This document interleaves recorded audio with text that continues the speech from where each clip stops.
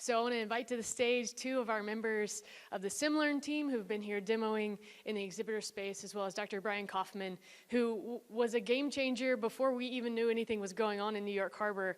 He was doing simulation with virtual reality there, so a great amount of experience with him. And then Dr. Divya Sengal, who is a wonderful testimony of the story of success of the entire program. She and I connected in 2021. Do you remember this?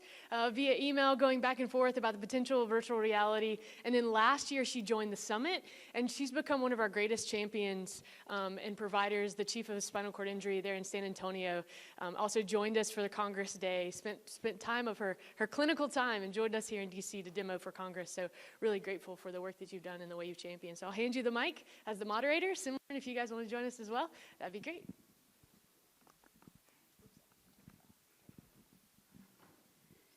Good morning, everyone, and thank you so much for that wonderful introduction, Dr. Bailey. Thank you all for an energizing morning. I think we are already on a great high from hearing some amazing speakers and all the things that we can do within the VA and within the world of innovation. So for this next session here, we have three wonderful speakers whom we'll be hearing from. They bring from different backgrounds a lot of great skill sets, ranging from having worked in academia, to the SimLearn, to the Slice Network. So we'll do a round of introductions real quick. So first of all, Dr. Brian Kaufman, who is a professor of internal medicine, anesthesiology, and neurosurgery, and an anesthesiologist by background, was actually the founder for the VA New Harbor SimLab 15 years ago. And over the last several years has been involved with virtual reality and training for ACLS, tracheostomy complications, airway management, and more. So if you'd like to add anything to that, Dr. Kaufman, a little bit about your background. Yes, I've been involved in critical care education for probably 40 years. Became involved in simulation-based education about 15 years ago. Opened up and developed a simulation lab at our Manhattan campus, and there's a similar lab at our Brooklyn campus where we're considered one institution.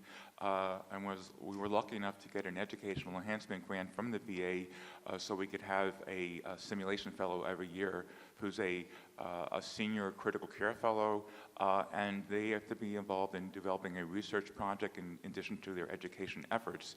And so I had a very forward-thinking fellow from about 4 years ago, Dr. Ali Haifis, who was into virtual reality, which I had really never heard of, and that's how he got us interested in developing some research projects, which I hope we'll get a chance to share with you in a little while. Thank you, Dr. Kaufman. Please hold on to that thought of being new to virtual reality. We'll come back to that in a few. And then I'd like to introduce Mr. John Boroving. He comes to us as an Associate Director for the Slice Network, which stands for the SimLearn Innovation Centers for Education. So if you'd like to share a little bit more about yourself. Yeah, good afternoon.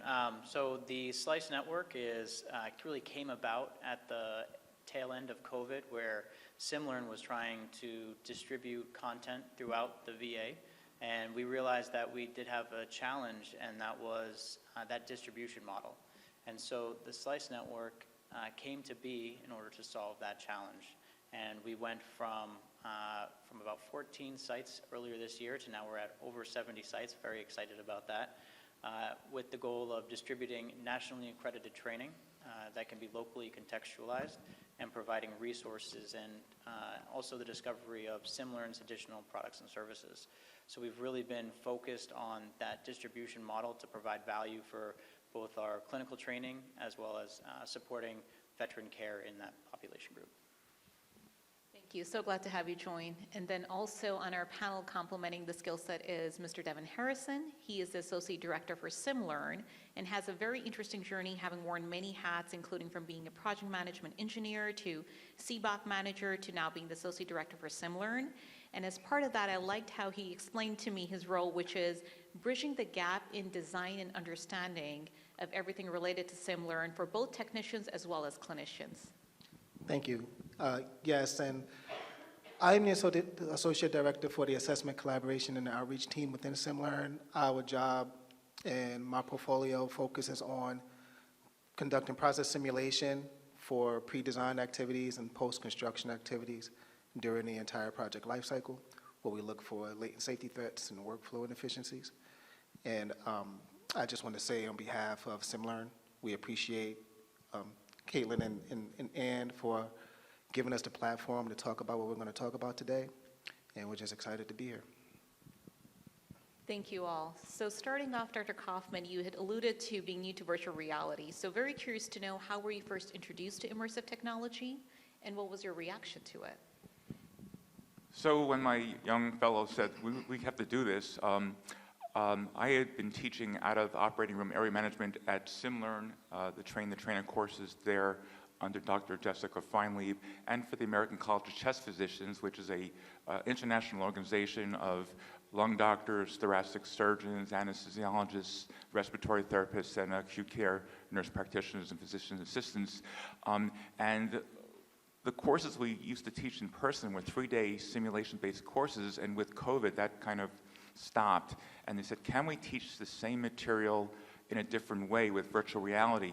And I had already reached out to them, say, hey, if you ever have any interest in that, I have a young guy who really can teach us and work with us. So they reached out to us, and along with the medical school I work at, which was NYU, Grossman, Mayo Clinic, and I believe it was Bowman Gray School of Medicine, they partnered with a company which was called Darkslope, and is now called Lametto, and we helped them develop an experience, an out-of-operating room experience, and then pilot tested it at the 3 institutions with our critical care fellows, some of our faculty.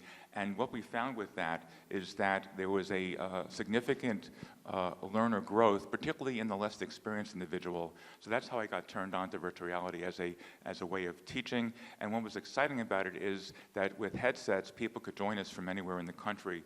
And even if you didn't have an advanced faculty member who could debrief, we could provide that for institutions that lack that.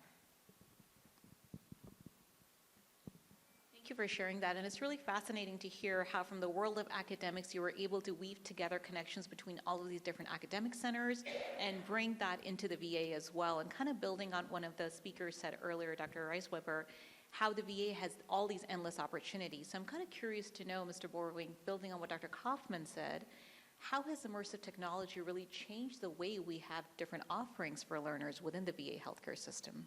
It's a great question. So I think I heard also in the previous panels as well, it's all about finding the right tool at the right time for the right learner. And so this innovative technology has really changed the way that we can view some of the solutions we have for training challenges. I think as we look at critical tasks, as we look at competency, as we look at empathy training, that it's another tool in our belt that we can really use to help build some of those competencies, some of those training interventions. And so we're really excited about what that looks like for the future. At the same time, we're looking at how do we distribute that content as well. And so we want to make sure that it's available across the enterprise and that we can do it at scale. And so virtual reality is unique where we can do it once and we can distribute that across the enterprise as well. So I think it's really transformational in that aspect as well. Thanks for sharing that, and it's really neat to hear how virtual reality is bringing us all together, and as you alluded to, it's happened in times of COVID, and VA has been leading the forefront since way before COVID in doing that. So just another shout out to Anna and Caitlin for being visionaries in this field, starting I think in 2017 or earlier, so really leading the way and helping shape it, not just for the VA, but for all of us nationally as well as internationally.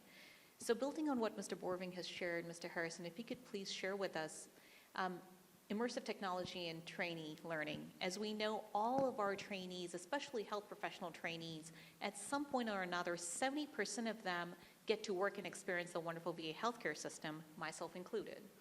So specifically for all of those trainees, what role does immersive technology have in shaping their training experiences? 2 words come to mind, and thank you for the question: better communication and perspective. And when it comes to the type of work that we do in assessment, collaboration, and outreach, a lot of the pre-design activities that we do needs to collaborate a bunch of different people from a bunch of different fields. Specifically, when it comes to clinicians understanding the architectural blueprints that we're trying to replicate and create three-dimensional models of. Most times, our clinicians are not able to understand those blueprints in a 2-dimensional format. So we have to be able to provide a platform for them to be able to understand and take a view of what that plan is supposed to look like before construction is completed, so they can give sound input or what changes need to be made to the technicians, and that both the technicians and the clinicians are speaking the same language, if you will. So the immersive technology allows us to do that because now you can see that different perspective three-dimensionally and say, no, that shouldn't go there, that should go here, this should change here, we should be widening this, we should be decreasing this as well. So the ability to be able to provide that level of communication where everybody is speaking the same thing, and also the ability to provide that different perspective so that everybody can work in a collective way to provide the best care and the best environment possible for the veteran is how immersive technology allows us to do that. That's a great summary of how it unifies all of us while also offering diverse perspectives and allows that to be spread and that for it to grow like a wave of an ocean, if you will. So my question was more focused on trainees. So coming back to you, Dr. Kaufman, how would you say immersive technology is helping offering new learning and training opportunities for all of our staff, irrespective of whether or not they trained at the VA before? Yes, so we as you mentioned, 70% of all trainees get some exposure at the VA, and I'd say at our institution it's much more than that. And we do lots of simulation, mannequin-based simulation, but there are a lot of limitations with that. You can't do a good neurologic exam, you can't change the skin tone or expressions, and we recognize, based on a large paper that came out about 10 years ago related to airway emergencies, they looked at every hospital in the United Kingdom over 1 year and looked at all the complications that occurred in terms of airway management. And it was kind of shocking to find that half of them had nothing to do with putting the breathing tube in, but rather were tracheostomy complications. And we spent 99% of our time teaching our fellows, our faculty, how to deal with intubation, and less than 1% of our time talking about tracheostomy complications. So we had this knowledge gap that we recognized, and we decided we're going to develop a virtual reality experience to have our learners go through the process of recognizing and managing that, and it really didn't exist. So that's what we focused on, and we got a grant from the American College of Chest Physicians, and working with a medical VR company, we've developed cases that are very realistic, and we just started utilizing this for education. It's a prospective randomized study comparing 2 different ways of teaching the material, and then we're going to assess them on a high-end task trainer. So we're really excited to, hopefully this will show that they will learn better with VR and they'll retain it better. But we need this kind of data. That is really exciting to hear because airway management can be very scary in the moment, and there is very little or no margin for any kind of error. And there's only so much we can learn from simulations and mannequins. So having VR technology, being able to replicate it and train is amazing. So building on what we're teaching anesthesiologists, I'm sure that would be helpful to nurses and other clinicians as well. How would you say, Mr. Borving, this is VR or immersive technology is expanding opportunities for all of our VA staff in terms of the quality of training and what we can offer them? Yeah, so it is a great equalizer, right? Because we have the ability to distribute across the entire enterprise, and there are several different platforms that you can gain access to for some of these scenarios. But there's also the ability to do things through the web and even on the mobile phone. And so if we look at our learners and we look at our population on where we can reach them, it's going to be about identifying where they're at and meeting the learners where they are. The standardization of content is incredibly important as we look at, sometimes we hear the term one VA is one VA, but we're obviously fighting that in every capacity so that we have that standardization for best practices. And I think this technology is transforming that conversation as well, because as we do nationalize these initiatives and we put them in VR, for example, we're able to push out those efficiencies and those best practices. Thank you for sharing that. So that's a really great thing to hear from the SLICE network, how all of these things will be available to everyone nationally. Mr. Harrison, what would you add to that from your assessment, collaboration, and outreach perspective on what other opportunities for high-quality training are available because of immersive technology? Yeah, I think that, like I mentioned before, it kind of levels the playing field in terms of what we're providing and what can be expected. So within my group, a lot of different groups we work with involves engineers, architects, planners, doctors, nurses, veteran experienced staff. And we need to be able to create a platform for everybody to be able to see exactly what's supposed to be built and provide sound input on what's going to be designed. So having immersive technology and being able to navigate through spaces and be able to understand exactly what's going to be there allows us to truly be able to speak the same type of, and provide the same type of information. And it just provides another opportunity for all parties to be actively involved in what is expected to be created, designed, and produced out in the field. Thank you. So building on that theme of collaboration, Dr. Kaufman, you've worked both in academic non-VA settings and VA settings. So from your perspective and experience, do you feel that immersive technologies has helped increase collaboration as well as communication within VA healthcare systems? Well, the answer is for sure, and Dr. Bailey in particular has been very helpful here. If somebody's reaching out and says, do you know anybody, any physician that's using it for education, she'll give them my name and I'll get phone calls and we'll interact, and I think that's a great method. I think the simulation community in general, including VR, is very collaborative. Something as simple as I'll read an article about a new approach to teach CPR in patients following cardiac surgery, which is a whole different way of doing it than the traditional. And I just reached out to the author, said, hey, we're interested in virtual reality and we like to teach ACLS and special techniques. And before I knew it, they sent it to us, and we were collaborating with them. So I think it's just a great community. It's really exciting to hear. Hearing those specific stories, I think, always builds hope and energizes all of us. And I would like to echo what you said about Dr. Bailey as well, of just being that great connector. So there seems to be no distance anywhere. If you need anyone for anything related to be immersive, she always has the answer or knows where to find the answer. So building on that, what else would you share, Mr. Borving, about how you have observed from your slicer similar in hat of how VA healthcare systems communication and collaboration has changed with immersive technology? Yeah, thank you. That's a great question. So the Slice Network is definitely a living and breathing network. It's bi-directional. It's not just the stuff coming from SimLearn and out to our Slice sites.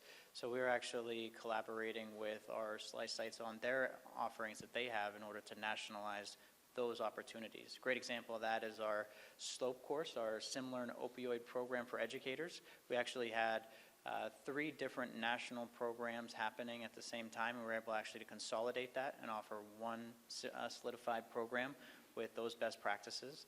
And we see that same model applying to VR as well. And we look at VR as an additional tool that we give our educators, and we in a different way that we can present this information in a standardized manner through some of our platforms like the SimLearn Virtual Academy. And so we're looking to partner with our Slice centers so that we can see what virtual reality things they need. And in fact, we made a connection just here a few moments ago on working with someone in order to try to see how we can leverage some of their challenges and leveraging that in a virtual reality environment. So this is a great example of that. Yeah, I'll just add to that. So before I came to SimLearn, when I came to SimLearn, I learned that a lot of the simulations and immersive things that we was doing was more clinical based. And then when I was able to go into the position that I was in now, it opened the door for us to bring in more of those planners and engineers and that technical side. So now what I see is opportunities coming from that space, specifically when it comes to immersive technology. And even though I may not be able to provide that service, I know that we have partners in Kaylin and Ann that could. 2 instances, for example, one was from the Office of Construction and Facilities Management, where they was trying to do a design for a museum that involved immersive technology. And although I wasn't able to provide something, I know someone who could, so I reached out to that group to see if there was something that they can do on it, or at least got us in the right direction. Another example dealt with women's health, where I'm a part of a IPT that deals with facility standardization for all construction and design moving forward. And one of our strongest partners is women's health.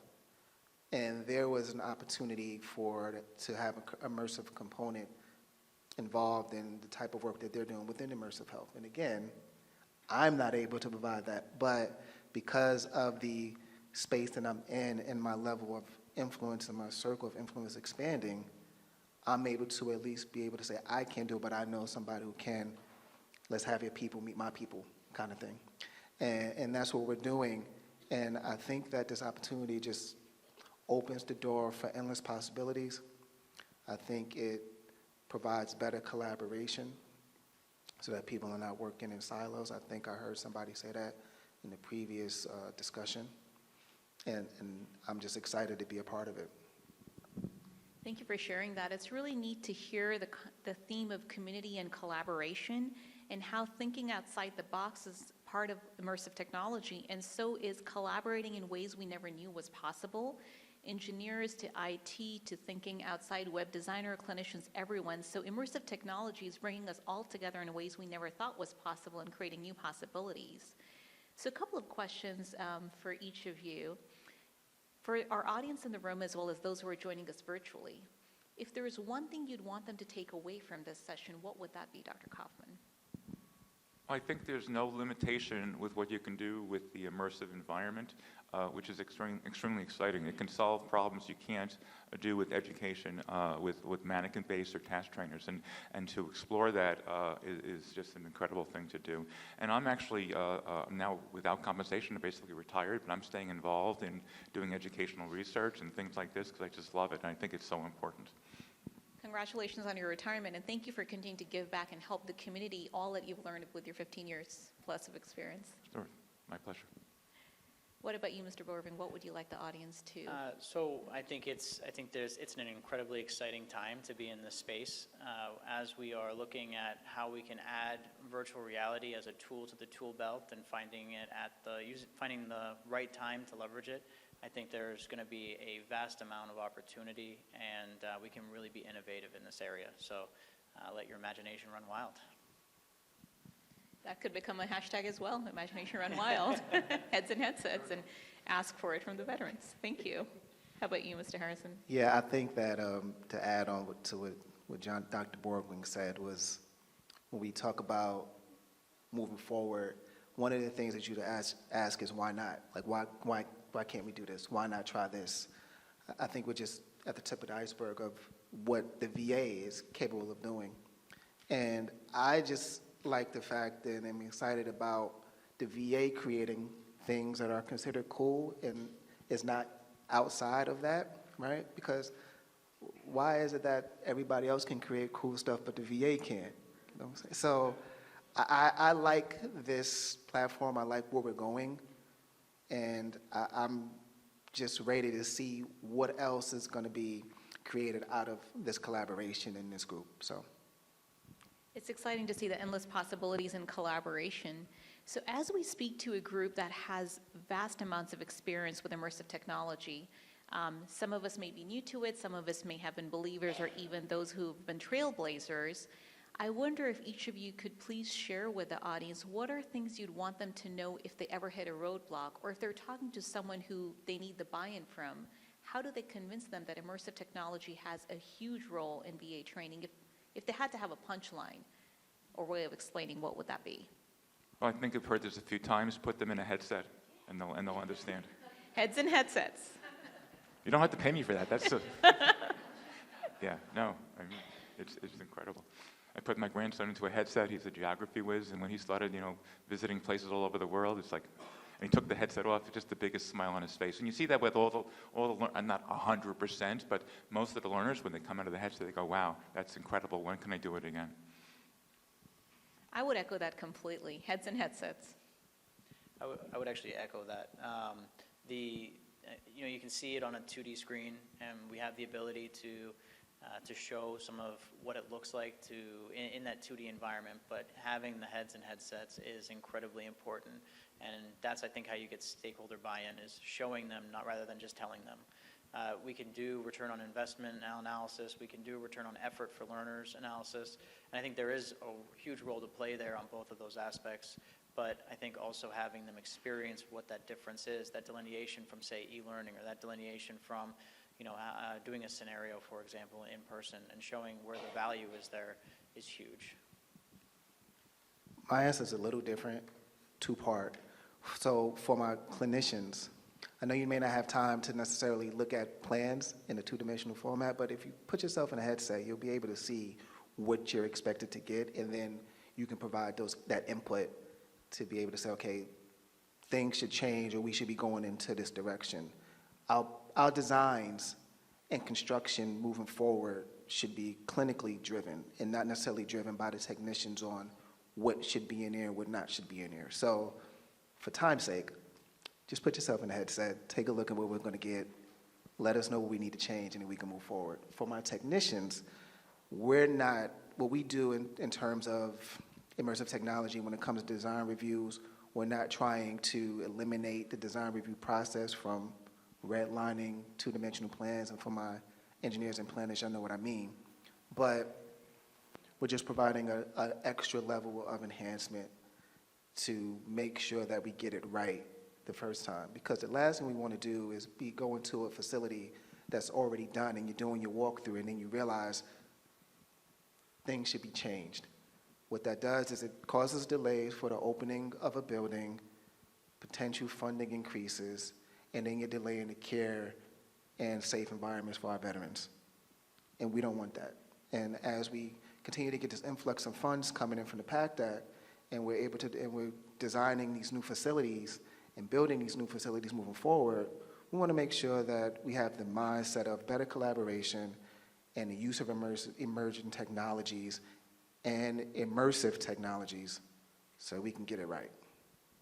So what I'm hearing in there is an invitation to the audience and leaders and others not only to put their heads in headsets, also be a part of the change, the development, the innovation, and truly be the community that helps co-create and design this.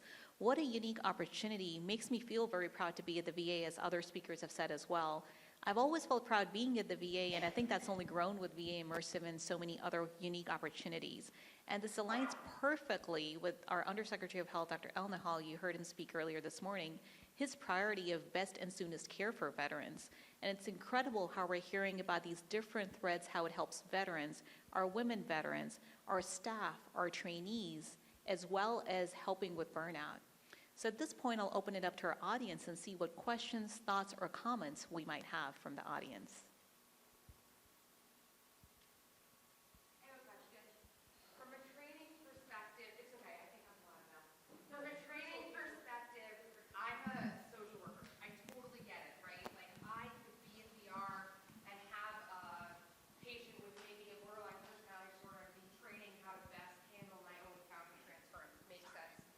All verbal and visual cues.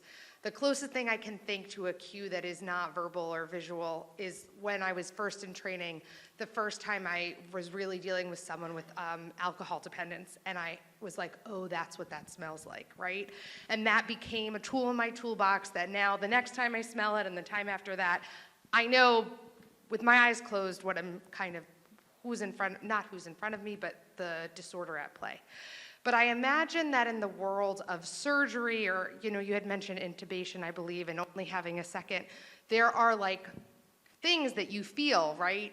Doing that when you've cut right, or is that a place where you guys feel like investing more in the immersion and adding other sensory features are worth it? Or is there a point at which it's like you prep, and now you gotta kind of go in and do it on a person, for lack of a better way to say that? Well, I can tell you from do it as a person perspective, not from the VR, but we did for years in the first month, like in July with our new psychiatry residents, we would have the entire team called to a mental health crisis event, including the hospital police, and I would be the patient. Right, and I think I'm not a great actor. I'm okay, but and then we get to the point, depending on my mood, they would restrain me. At one point, I was so if they didn't do my feet hard enough, I would kick out. And at one point, they wanted to kick everybody out and get the mace out for me. I was glad they left the guns outside the room, but so I think it'd be less stressful to me and people like me to do it in virtual reality. From looking at like an educational perspective, I think that it's about choosing the right tool at the right time. So if we are looking at like a tactile feel, for example, I think you're going to want a task trainer, right? Or you're going to want something to feel that, because you want to know what it feels like to push an IV, for example, in the vein, right? You don't necessarily right now get that feedback. There are some solutions out there, but then the question is, what is the return on investment? What is the return on effort? So I think VR is amazing, and there's tremendous applications, and it's only going to get better with time. Especially if we look at augmented reality, for example, and the ability to overlay things on items. I think that's an area of growth and innovation that's still happening. And so being able to combine that task trainer with that augmented reality also may have some huge benefits and outcomes. But that's where you have to play the game, including the smells, right? You don't have those smells inside of VR. Well, they have some things that they have introduced, but by and large, it's not something that happens. So I think mixing the two sometimes can pay huge dividends. What other Okay, questions one more comment. So in terms of airway training, okay, what we do is we want to, these people are unstable, their oxygen level is low, their blood pressure is low. It's totally different than the operating room for a stable patient. So we want to make sure the team, it's an airway team with an airway team leader, that they know their roles and what they can do to stabilize the patient, bring the blood pressure up, get the oxygen level up, and the actual physical skill of putting the tube in, as John's mentioning, they can't do that right now and maybe never in the future. But in terms of the teamwork, that's exactly what's great in our virtual reality experience. The same thing with ACLS. You can have a multiplayer experience to make sure everyone works together.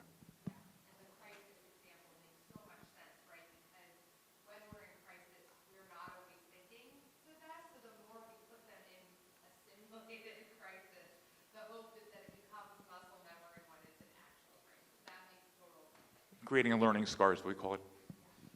Thank you for that awesome question. Hello, Mike Weaver from Orlando, VA.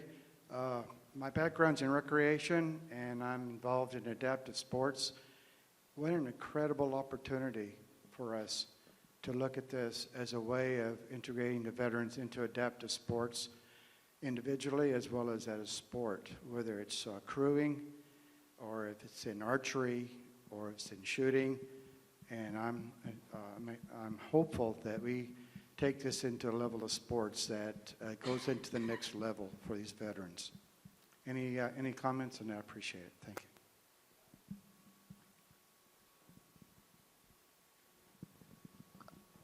you.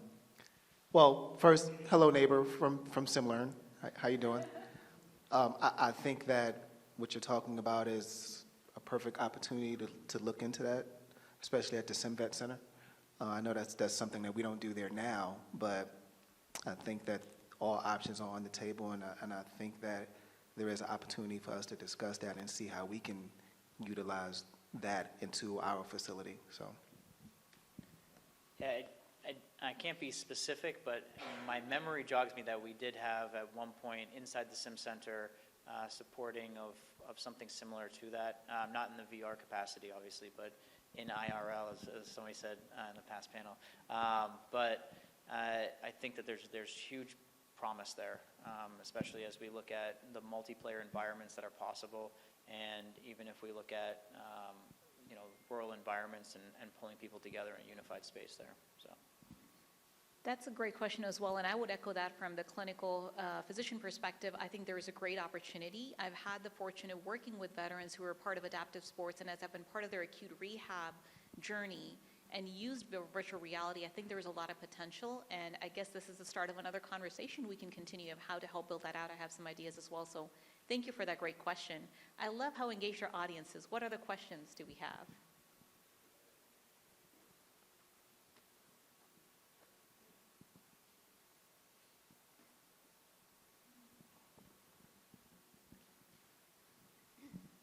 Has any work been done to integrate immersive technology into our existing talent management system to kind of move away from this environment in which all of our mandatory education is done at a computer screen that we just click through every year just to check off a box, to kind of just change what we're getting out of our mandatory training? I don't know what you're talking about as far as clicking through things. I like to make the, so as far as compliance training, we have really taken a focus on competency. So I know we do a lot of things with confidence right now with TMS. But I like to say I want a brain surgeon who is competent as well as confident, not just confident. So as we look at how we can build some of those pieces, some of the mandatory training, in fact, some of those compliance training is actually being looked at on how we can potentially make those immersive. And having that immersive experience for that actually leads to better outcomes, because if we're trying to, for example, empathy, right, or we're trying to show scenario-based development of right and wrong decision-making, we've seen the TMS e-learning being put together, which they did a great job creating scenarios in which you use your analysis of that scenario to come up with outcomes, but being actually in that scenario then is a hugely different and more immersive experience, and you can't click next because you have to listen to everybody talking to you as well. So, but yeah, that's something that's a huge opportunity, I think. Thank you for sharing these ideas and opportunities for future collaboration and projects. Any other thoughts, questions, or feedback from this wonderful audience? Hi, Sue Woods, also retired from the VA, former director of digital patient experience. It's a big enterprise, and this technology touches a lot of different silos. You've got connected care and mobile health, you got simulation labs, now you have innovation.